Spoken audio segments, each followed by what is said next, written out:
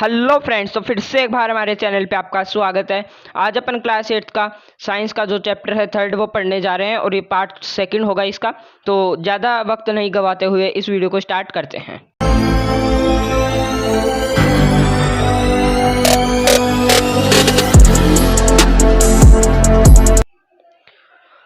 What are synthetic fibre, ये है। अब सिंथेटिक फाइबर क्या होते हैं देखो मैं बता देता हूँ। सिंथेटिक फाइबर ह्यूमन बीइंग या फिर बाद में मैन मेड फाइबर होते हैं, उसे अपन क्या बोलते हैं? सिंथेटिक फाइबर बोलते हैं। क्या? सिंथेटिक फाइबर बोलते हैं। अब आगे देखते हैं। Try to recall the uniform pattern found in a necklace of beads joined with the help of thread. अब इसमें बोला गया है कि जो नेकलेस होता है उसके जो बीड्स हैं वो किससे जॉइंट किए जाते हैं? वो थ्रेड से। अब थ्रेड क्या मतलब कि एक धागा होता है जो कि बीड्स के बीच से जाता, बीड्स जो होते हैं उनके बीच में छेद होता है जिसके बीच से वो धागा जाता है और वो सभी जो बीड्स होते हैं उनको जॉइंट करता है। और try to join a number of paper clips together to make a long chain. अब इसमें अपने को एक बार ट्राई करना है कि जो कि पेपर क्लिप से जो बनानी है, क्या एक चेन बनानी है। जैसे कि जो अपने बी में फिगर बी में दिखाया हुआ है, जैसे ये तो नेकलेस हो गया और ये क्या है? ये जो पेपर क्लिप से जॉइंट हुई क्या बनाया है? अपने चैन बनाए हैं। Is there any similarity between the two? अब इसमें बोला गया है कि इन दोनों में क्या सिमिलरिटी है, मतलब इसमें क्या समानता है। अब इसमें देखते हैं अपन क्या समानता है। इसमें ये समानता है कि ये जो जितना भी ये चेन बनी है ये किससे बनी है? ये बनी है कि जो स्मॉल यूनिट से जुड़ने से एक सिंगल चेन बनी है, जो कि एक सिंगल यूनिट बनी है। इसमें एक ये सिमिलरिटी है दोनों में। आगे देखते हैं। A synthetic fibre is also a chain of small units joint together. जो सिंथेटिक फाइबर होता है वो क्या होता है? वो स्मॉल यूनिट्स को जोड़ करके बनाया हुआ होता है। किससे? जोड़ करके। Each small unit is actually a chemical substance. जितने भी जो स्मॉल यूनिट होते हैं वो क्या होते हैं? वो एक केमिकल सब्सटेंस होता है। Many such small units combine to form a large single unit called a polymer. अब ये बहुत अच्छी बात बताई गई है यहाँ पे। जो मैनी जो कि स्मॉल यूनिट्स होते हैं वो कि क्या कंबाइन होकर एक लार्ज यूनिट सिंगल यूनिट बनाते हैं, जिसे अपन क्या बोलते हैं? पॉलीमर बोलते हैं। फिर से एक बार बता देता हूँ कि जो स्मॉल यूनिट्स होते हैं उनको जुड़ने से एक जो लार्ज सिंगल यूनिट बनती है उसे क्या बोलते हैं? पॉलीमर बोलते हैं। The word polymer comes from two Greek words poly meaning many and mer meaning part. अब इसमें बताया गया है कि पॉली मतलब तो होता है क्या?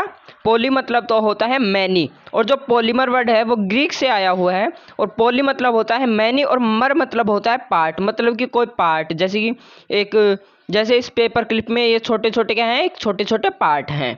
सो a polymer is made up of repeating units. तो ये जो पॉलीमर है ये किससे बनता है? ये रिपीटिंग यूनिट से बनता है। अब आगे देखते हैं इसमें क्या दिया गया है। Polymer occur in nature also cotton for example. जो पॉलीमर है वो हमारे नेचर में भी क्या करता है? अकर करता है। जैसे कि एग्जाम्पल में, फॉर एग्जाम्पल जैसे कि कॉटन हो गया। Is a polymer cold cellulose. ये जो पॉलीमर है ये क्या है? एक सेलुलोज है। Cellulose is made up of large number of glucose units. और जो सेलुलोज होता है वो किससे बनता है? जो लार्ज नंबर होते हैं ग्लूकोज के यूनिट को जुड़ करके एक सेलुलोज बनता है। ग्लूकोज के जो बहुत सारे यूनिट्स जुड़ करके क्या बनता है? एक सेलुलोज बनता है। अब 3.2 में क्या है? Type of synthetic fibre. अब इसमें बताया गया है कि जो सिंथेटिक फाइबर होते हैं उसके कितने टाइप होते हैं। जैसे अब देखते हैं इसमें रेयोन। रेयोन मतलब कि जो आर्टिफिशियल सिल्क होता है उसे अपन रेयोन बोलते हैं। You have read in class 7th that the silk fibre obtain from silkworm was discovered in China. अब आपने जो क्लास 7th में ये पढ़ चुके हो कि जो कि सिल्कवॉर्म जो सिल्क है फाइबर जो अपने को कहाँ से मिलता है? सिल्कवॉर्म से मिलता है। और ये कहाँ? ये चाइना के अंदर डिस्कवर्ड हुआ था। And was kept as a closely guarded secret for a long time. और जो कि चाइना ने क्या कर रखा था? बहुत समय तक इसे क्या कर रखा था? सीक्रेट कर रखा था, मतलब अपने पास ही छुपा रखा था, किसी दूसरे देश को नहीं बताया। Fabric obtain from silk fibre was very costly. जैसे कि ये जो सिल्क फाइबर होता है ये बहुत ही महंगा होता है।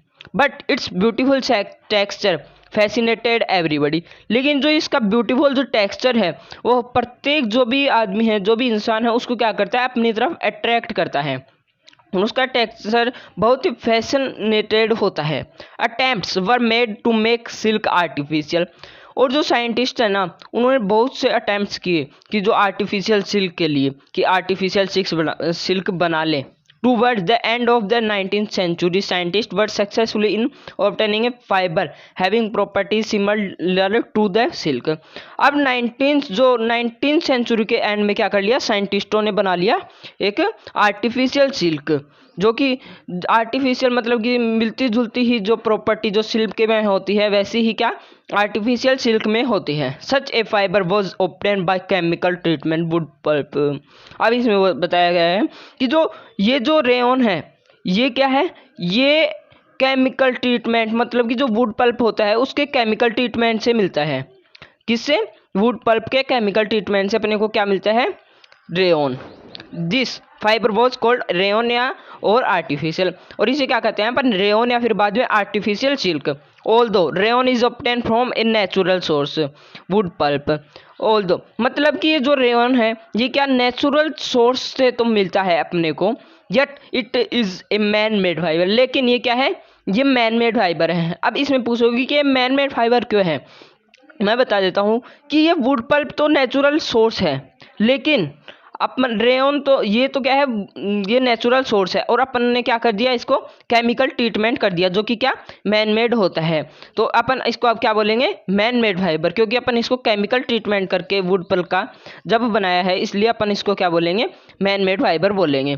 It is cheaper than silk and can be woven like silk fibre.